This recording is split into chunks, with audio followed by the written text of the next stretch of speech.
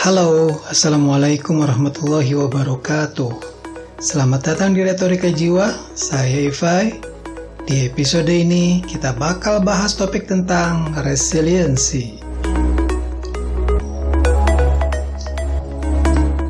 Pernahkah kamu merasa hidup menjatuhkanmu begitu keras, hingga rasanya mustahil untuk bangkit kembali? Kehilangan pekerjaan, gagal meraih impian, atau ditinggalkan orang yang kamu cintai. Saat itu terjadi, dunia terasa runtuh, dan kita bertanya, apakah aku masih bisa berdiri?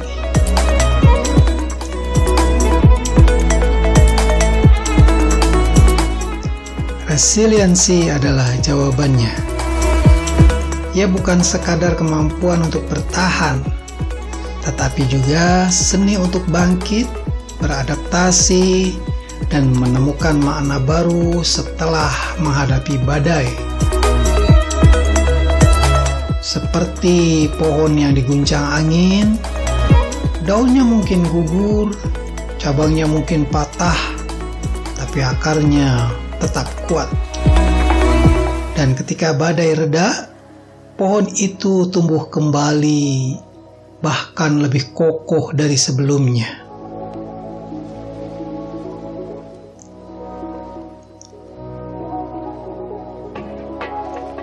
Di episode kali ini, kita akan membahas apa itu resiliensi, mengapa ia penting, dan bagaimana kita bisa melatihnya dalam kehidupan sehari-hari. Karena pada akhirnya, resiliensi bukan hanya sekedar bertahan hidup, tetapi tentang bagaimana tumbuh lebih kuat dari setiap luka atau dari setiap keterpurukan yang kita alami.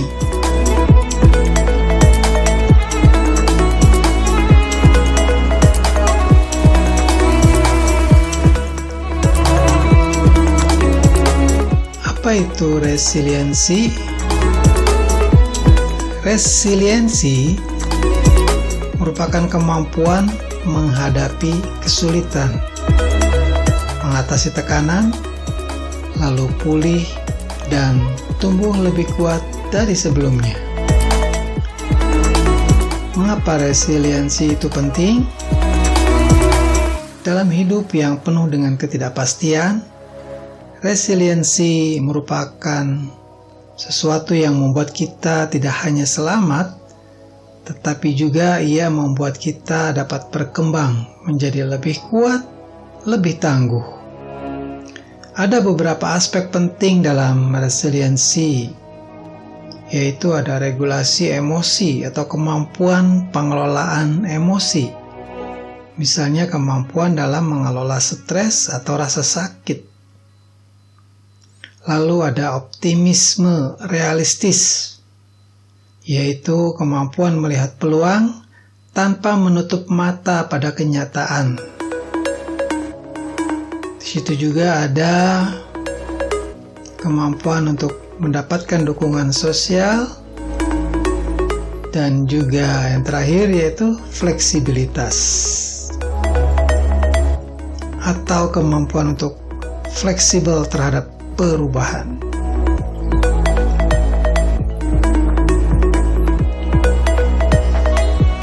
Contoh nyata dari resiliensi, misalnya mahasiswa yang gagal ujian, tapi ia mampu menjadikannya motivasi untuk belajar lebih baik. Jadi gagal ujian bukan membuat dia putus asa, tapi malah membuat dia termotivasi untuk lebih baik lagi dalam belajar. Pekerja yang kehilangan pekerjaan, ia juga tidak putus asa, tapi ia belajar keterampilan baru. Kemudian individu yang menghadapi masalah keluarga, hidup dalam keluarga yang toksik, ia tetap masih bisa mendapat dukungan dari luar keluarganya. Kalau dia masih sekolah, dia dapat dukungan dari sekolahnya.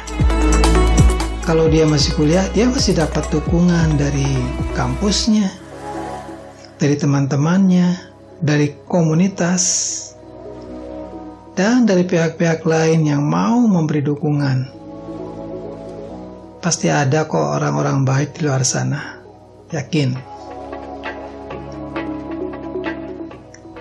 Nah, untuk melatih diri agar menjadi pribadi yang resilience, kuncinya adalah membangun kemampuan mengelola emosi, menjaga perspektif positif atau cara pandang positif, serta memperkuat dukungan sosial.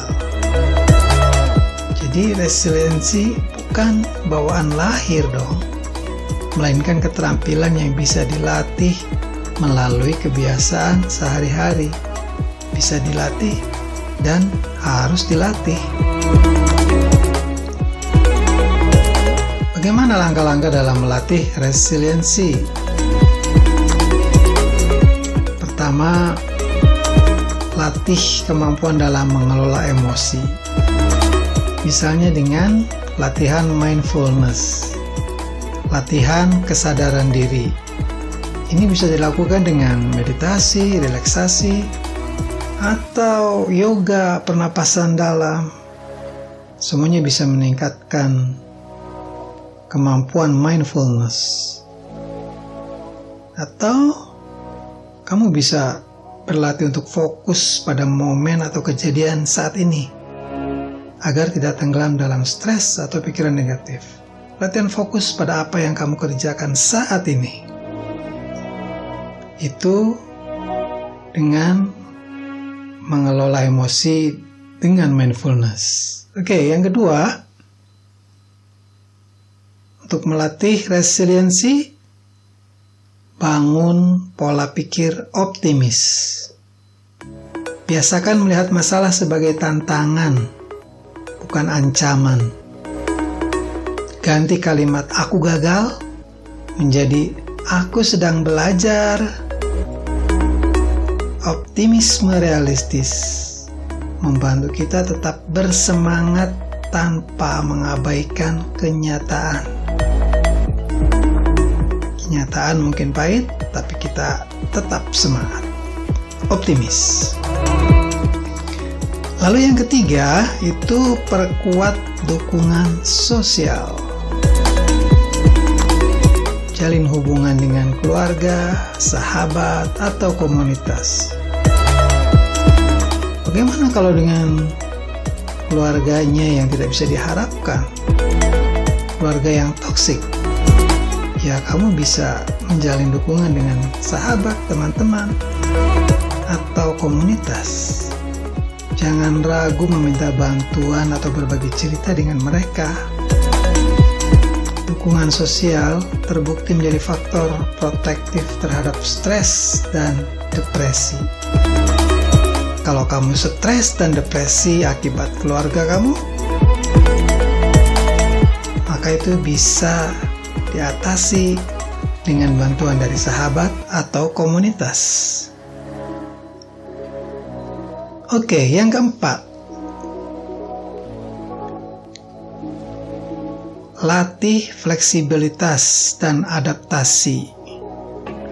Terima bahwa perubahan adalah bagian dari hidup.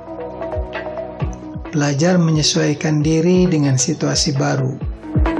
Misalnya ya perubahan pekerjaan atau lingkungan atau apapun yang perubahan yang terjadi pada kita. Fleksibel. Fleksibilitas membuat kita lebih mudah bangkit setelah krisis yang kita alami.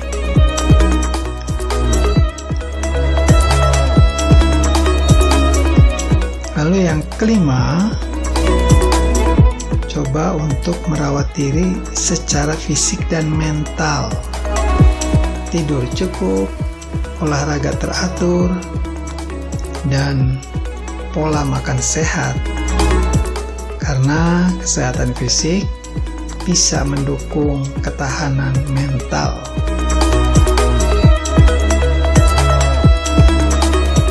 Hindari pula kebiasaan yang memperburuk stres, seperti begadang berlebihan, atau mengkonsumsi alkohol, atau merokok mungkin kali ya. Nah, itu yang harus dihindari. Yang keenam, tumbuhkan self-compassion.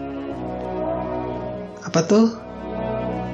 Yaitu sikap menerima diri apa adanya. Perlakukan diri dengan kelembutan, bukan terus dikritik. Sadari bahwa kegagalan adalah bagian dari pengalaman manusia. Self-compassion membantu kita untuk menerima diri dengan segala kelebihan dan kekurangannya, dan tetap optimis melangkah maju.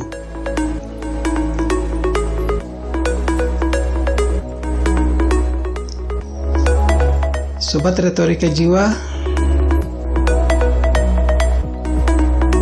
coba kamu bayangkan sebuah kapal kecil di tengah laut.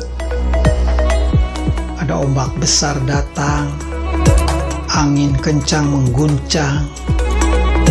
Kapal itu mungkin oleng, mungkin basah, tapi ia tetap bergerak maju. Karena di dalamnya ada kemudi, ada arah, ada tekad untuk sampai ke tujuan. Begitu juga dengan kamu. Resiliensi adalah kemudi yang membuatmu tetap melangkah, meski badai hidup datang silih berganti. Atau kamu bisa membayangkan sebuah pohon di tengah badai. Angin kencang mengguncangnya, hujan deras menghantamnya, daunnya mungkin gugur, cabangnya mungkin patah, tapi akarnya tetap kuat menancap dalam tanah. Dan ketika badai reda, pohon itu tumbuh kembali, bahkan lebih kokoh dari sebelumnya. Nah, begitu juga dengan dirimu. Resiliensi adalah akar yang membuatmu kokoh berdiri, meski badai hidup datang silih berganti.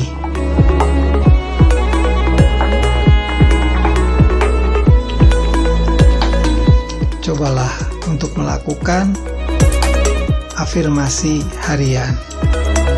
Misalnya, aku mampu bangkit dari setiap kesulitan. Setiap tantangan adalah kesempatan untuk tumbuh lebih kuat. Aku fleksibel, aku tangguh, dan aku terus melangkah.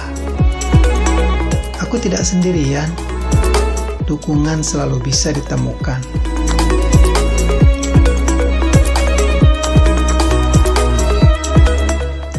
Baiklah Sobat Retorika Jiwa, sebagai closing pada episode ini, resiliensi bukan berarti kita tidak pernah jatuh. Tidak mungkin. Tidak mungkin kita tidak pernah jatuh. Resiliensi berarti kita selalu punya kekuatan untuk bangkit kembali. Kita tidak mungkin tidak pernah terjatuh, tetapi kita harus selalu kuat untuk bangkit kembali. Jadi, ketika hidup terasa berat, ingatlah, kamu seperti pohon yang akarnya kuat. Badai boleh datang, tapi kamu akan tetap berdiri dan tumbuh lebih kokoh dari sebelumnya. Terima kasih sudah mendengarkan. Semoga episode ini memberi harapan bahwa di balik setiap luka, di balik setiap keterpurukan, selalu ada kekuatan untuk tumbuh. Like, share, dan subscribe channel ini. Kita jumpa lagi di episode yang lain. See you. Assalamualaikum warahmatullahi wabarakatuh.